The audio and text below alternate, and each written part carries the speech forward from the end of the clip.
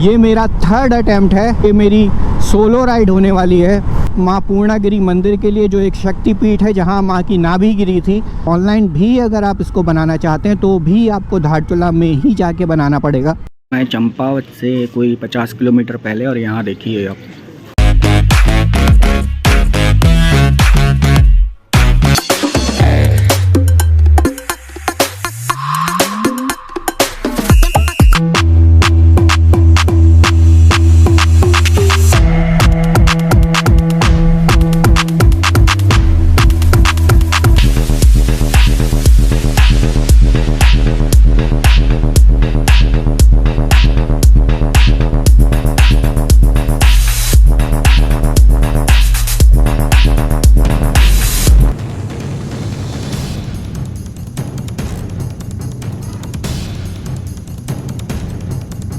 Hello guys and welcome back to my new blog. तो दोस्तों, स्वागत है आपका एक नई जर्नी में, और ये जर्नी होने वाली है बहुत लाजवाब। और आज मेरा जो डेस्टिनेशन है वो होगा टनकपुर। अब मैं आपको बताता हूँ कि मैं जा कहाँ रहा हूँ। वैसे तो आप थंबनेल से समझ ही गए होंगे, फिर भी मैं बता दूँ ये जर्नी मेरी होने वाली है आदि कैलाश और ओम पर्वत की।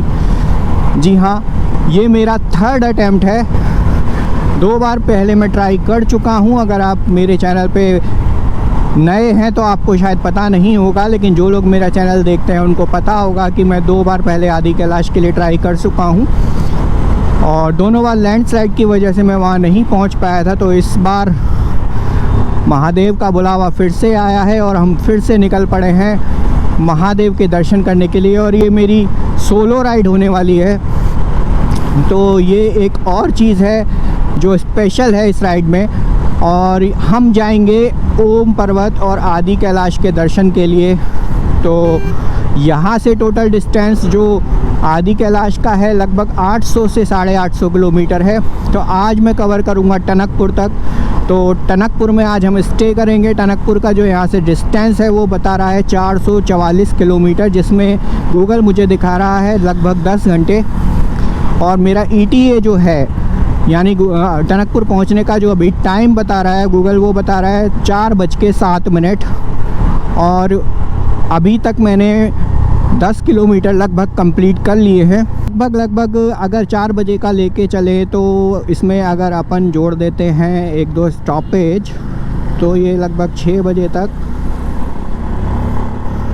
हम पहुंच जाएंगे टनकपुर। टनकपुर में आज मैं स्टे करूंगा। टनकपुर से शुरू होता है हिली एरिया, तो वो हम कल करेंगे।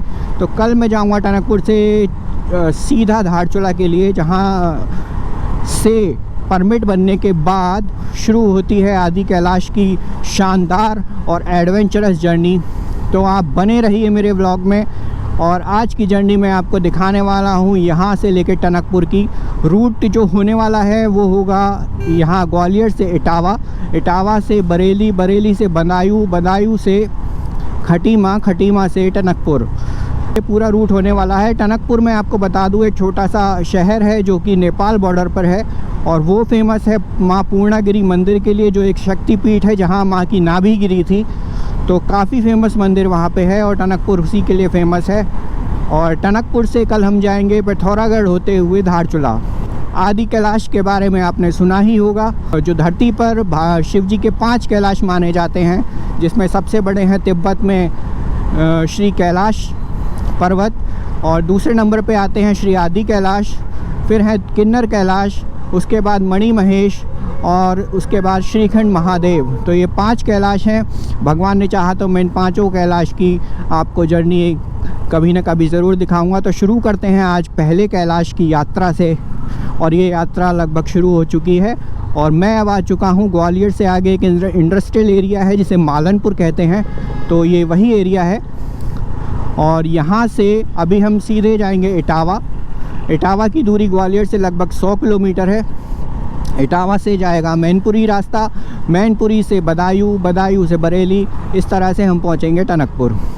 तो आज की जर्नी मैं आपको दिखाने वाला हूं टनकपुर तक की, और बहुत ज़्यादा मैं खुशी हो रही है। मैं क्या बताऊं आपको कि एक बार फिर से, इस बार मेरा यहाँ आदि कैलाश जाने का कोई प्लान नहीं था, लेकिन अचानक से पता नहीं कैसे मन में एक बात आई और मैंने लद्दाख कैंसिल करके ये ट्रिप सेलेक्ट किया कि लद्दाख तो मैं अगली साल कर लूँगा, लेकिन आदि कैलाश के दर्शन मुझे करने ही हैं। और आदि कैलाश के दर्शन इस समय बहुत अच्छे से चल रहे हैं, काफ़ी लोग वहाँ दर्शन करने जा रहे हैं। तो वहाँ पे मेरा एक जो बंदा है जो ये परमिट वगैरह बनाता है, उससे ऑलरेडी कांटेक्ट है मेरे पास। मैं उसका नंबर अगर आपको दे दूंगा, अगर आपको कभी परमिट वगैरह बनाना हो तो आप उसको कॉल कर सकते हैं, वो आपका परमिट बना के दे देंगे। तो परमिट के जो चार्जेस हैं वो लगते हैं लगभग 1000 रुपये एक बंदे के। और अगर आप वहाँ पे जाके परमिट बनाते हैं तो आपको एक दिन पूरा वेस्ट करना पड़ेगा, क्योंकि उसमें बहुत सारी फॉर्मेलिटीज़ हैं, जैसे मेडिकल हुआ, पुलिस वेरिफिकेशन, फिर एसडीएम के उस ऑफ़िस में जाके उस फॉर्म को वेरीफाई कराना पड़ता है और तब आपका परमिट बनता है। तो इस सब में काफ़ी टाइम जाता है। तो अगर आप जाना चाहते हैं तो आप ऑलरेडी पहले से परमिट बनवा सकते हैं। तो ये परमिट ऑनलाइन भी बनता है, लेकिन उसके लिए आपको धारचूला के पुलिस स्टेशन का वेरिफिकेशन और वहीं के जो हॉस्पिटल है गवर्नमेंट हॉस्पिटल, उसका मेडिकल सर्टिफिकेट चाहिए ही होगा। तो इसी वजह से हमारा टाइम वेस्ट ना हो। और मैं कुछ इस तरह से चला हूँ कि आज है थर्सडे, आज मैं पहुँचूँगा टनकपुर, सॉरी आज फ्राइडे है, आज मैं पहुँचूँगा टनकपुर और कल की जर्नी करूँगा मैं धारचूला तक। मैं संडे को पहुँच जाऊँगा गूंजी एक गांव है जो कि बिल्कुल आदि कैलाश से थोड़ा पहले है। गूंजी एक वाई जंक्शन है, वहाँ से आदि कैलाश और ओम पर्वत दोनों का रास्ता अलग अलग होता है और बहुत हाइट पे है। गूंजी की हाइट लगभग 10,000 से 11,000 फीट के आसपास है। उसके बाद आदि कैलाश की जो हाइट है सी लेवल से वो 15,000 फीट के आसपास है। तो काफ़ी दूर और काफ़ी ऊंची अपनी जर्नी होने वाली है इस बार और बहुत एडवेंचरस होने वाली है। तो बने रहिए मेरे साथ, आप पूरा मज़ा लीजिए इस जर्नी का। तो हमने आज जर्नी अपनी स्टार्ट की है भोलेनाथ का नाम लेके। हर हर महादेव। भगवान हमारी यात्रा को सफल करें और हमेशा कुशल वापस घर लाए। इसी कामना के साथ चलिए शुरू करते हैं आज की जर्नी। तो दोस्तों हम पहुंचने वाले हैं अब इटावा। इटावा से पहले आती है चंबल नदी और ये चंबल नदी का पुल काम करता है मध्य प्रदेश और उत्तर प्रदेश के बीच में बॉर्डर का। तो आप यहाँ देख रहे हैं कितनी हरियाली है। तो अभी चंबल का पुल आएगा, उसके बाद पुल क्रॉस करते ही हम एंटर हो जाएंगे यूपी में, यानी उत्तर प्रदेश में। और हमारी पूरी जर्नी उत्तर प्रदेश और उत्तराखंड में ही इसके बाद होने वाली है, कोई और स्टेट बीच में नहीं आएगा। तो यहाँ से हम एमपी छोड़ के और एंटर कर जाएंगे उत्तर प्रदेश में। और उत्तर प्रदेश के बाद हम लगभग टनकपुर से थोड़ा पहले हम क्रॉस कर जाएंगे उत्तर प्रदेश को और पहुँच जाएंगे उत्तराखंड में। और उसके बाद पूरी जर्नी हमारी उत्तराखंड में ही रहने वाली है। ये आ गया है चंबल नदी का पुल।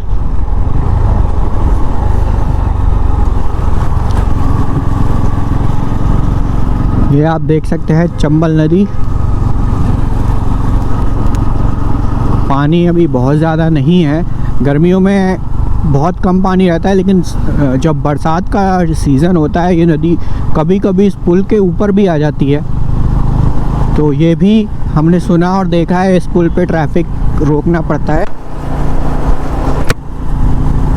तो ये है चंबल नदी और इसको क्रॉस करते ही हम एंट्री ले लेंगे उत्तर प्रदेश में।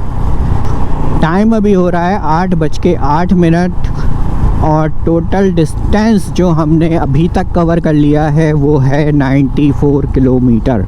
और ये आ गया बॉर्डर यूपी और एमपी का।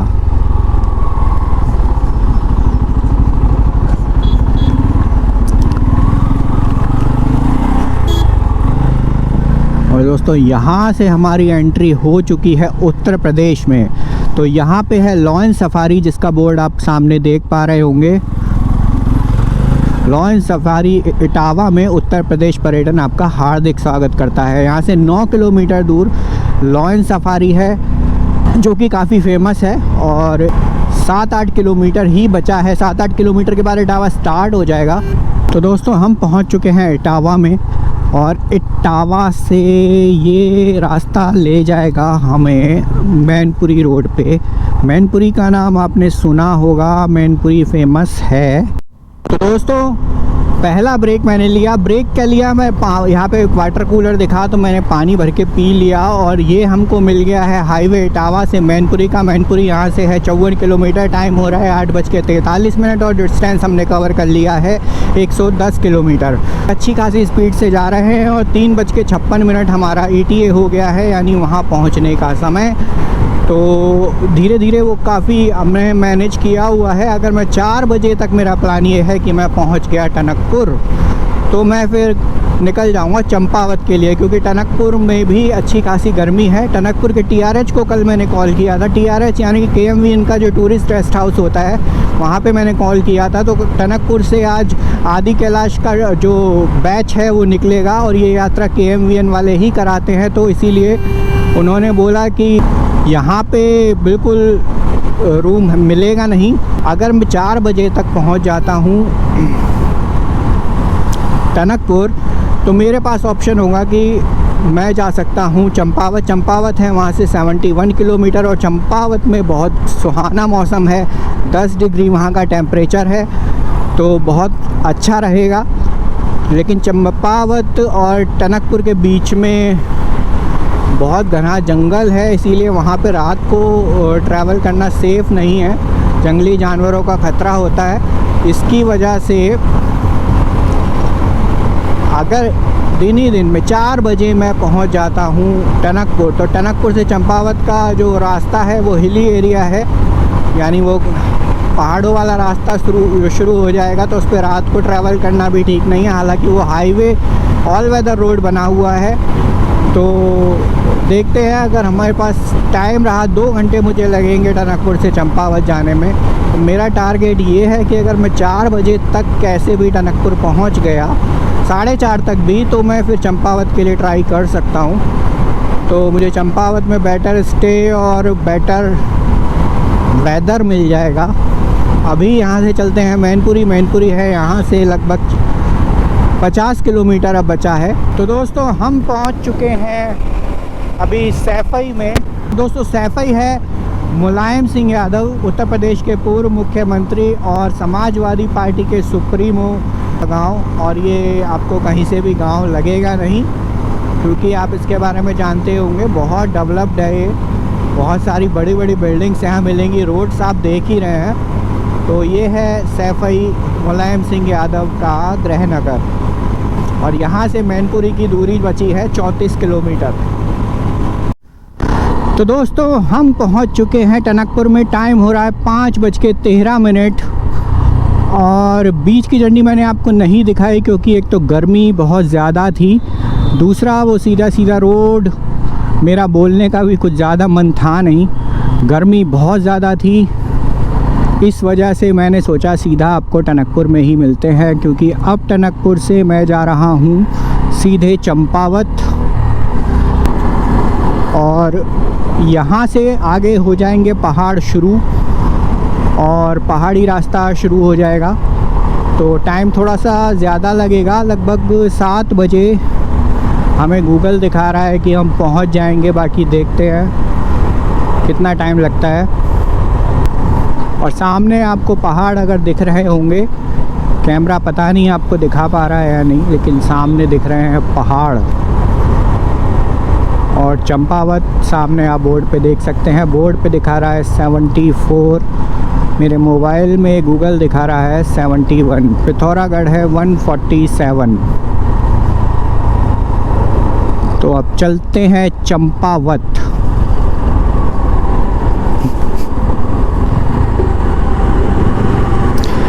तो यहाँ भैया बता रहे थे, वो दुकान वाले जहाँ मैं अभी रुका था, कि 8 बजे के बाद ये बंद कर देते हैं रोड। रात को 8 बजे के बाद यहाँ से एंट्री नहीं है सुबह 6 बजे तक। रात को 8 से सुबह 6 बजे तक ये रोड बंद रहता है, क्योंकि ये आगे बहुत बड़ा जंगल है। तो कभी कभी जंगली जानवर रोड पे आ जाते हैं, जिसकी वजह से ये रोड बंद कर दिया जाता है। रात को चलना यहाँ सेफ़ नहीं है।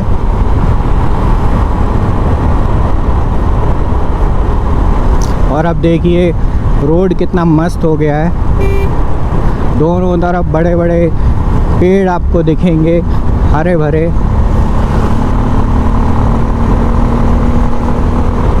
और बिल्कुल सीधा रोड, आप मेरे मैप में भी देख सकते हैं, बिल्कुल सीधा रोड है, लगभग 4-5 किलोमीटर का।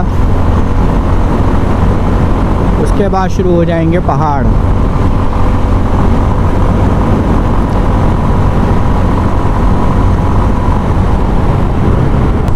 तो दोस्तों पहाड़ हो चुके हैं शुरू, और ये पहला टर्न जो मैं आपको दिखा रहा हूँ, अब पूरा रास्ता आपको ऐसे ही मिलेगा।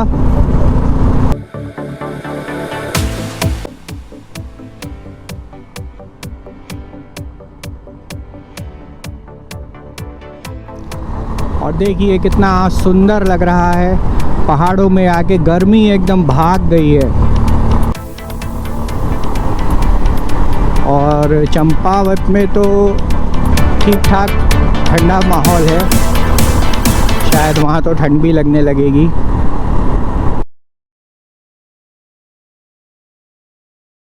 तो चंपावत यहाँ से है 68। पहाड़ों में आके मज़ा सा आ जाता है सच में। देखिए कितना खूबसूरत सीन है।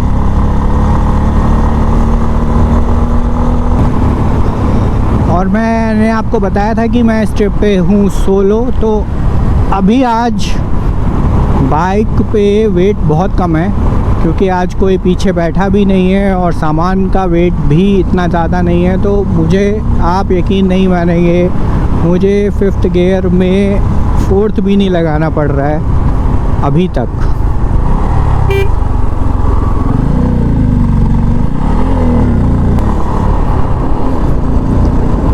बहुत मस्त तरीके से जा रही है बाइक।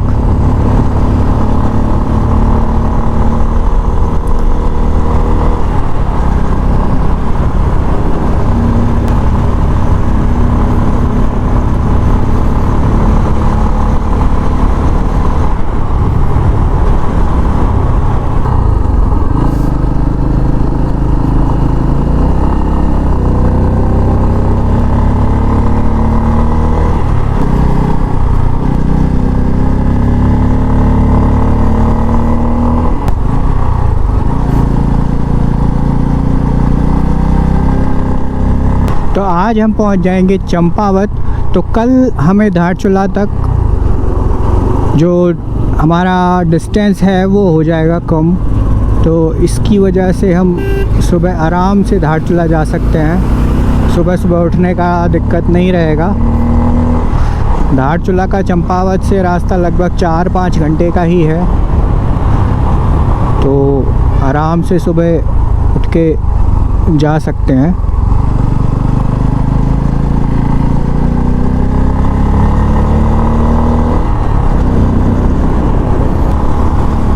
देखिए क्या नज़ारा है।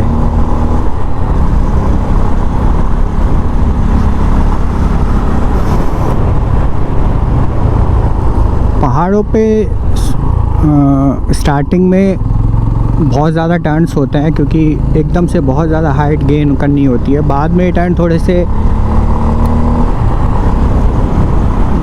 टर्न इतने ज़्यादा कर्वी नहीं होते हैं। काफ़ी हद तक सीधी रोड, काफ़ी लंबी सीधी रोड मिल जाती है आपको। लेकिन अभी क्या है, हम ऊपर की साइड जा रहे हैं, तो इसमें कर्व मिलेंगे आपको स्टार्टिंग में।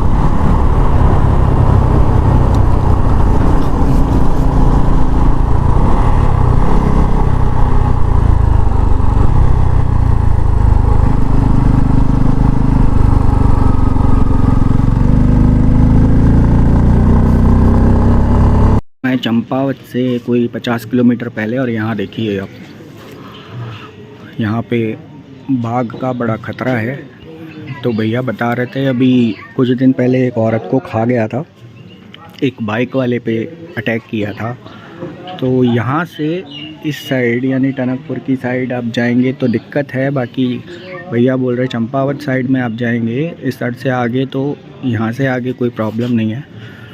तो हालांकि मैं थोड़ा डर गया था, क्योंकि चंपावत तक पहुँचते थोड़ा सा अंधेरा हो जाएगा। लेकिन अब चंपावत 50 किलोमीटर है, तो हम पहुँच जाएंगे आराम से। तो चलते हैं आगे और मैं मिलता हूँ आपको सीधे चंपावत में। तो दोस्तों मैं पहुँच चुका हूँ चंपावत। मैंने आपको बताया था थोड़ा सा मुझे टेंशन था कि रात हो जाएगी, लेकिन मैं अंधेरा होने से पहले ही चंपावत में पहुँच गया और मैंने होटल ले लिया है, होटल शिवा रेजिडेंसी, जो मुझे मिला है 1000 में। रूम मैं आपको दिखा देता हूँ। तो ये है रूम, काफ़ी बड़ा स्पेशियस रूम है और अभी तो सब फैला हुआ है। तो दोस्तों आज की जर्नी के बारे में मैं आपको बताना चाहूँगा कि आज गर्मी बहुत ज़्यादा थी, बहुत ज़्यादा टेम्परेचर था, 43 तक पहुँच गया था दोपहर में।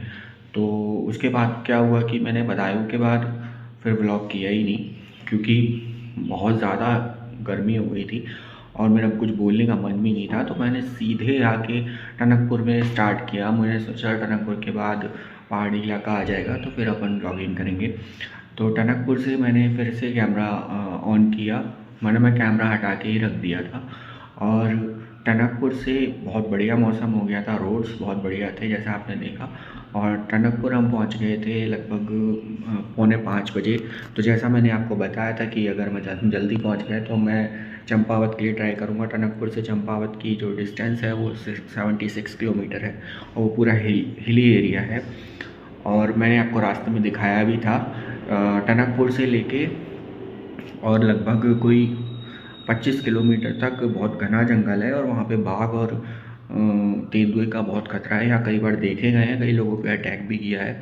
तो एडवाइज़री भी है कि आप 2 व्हीलर लेके सनसेट के बाद और सनराइज़ से पहले ना जाएं।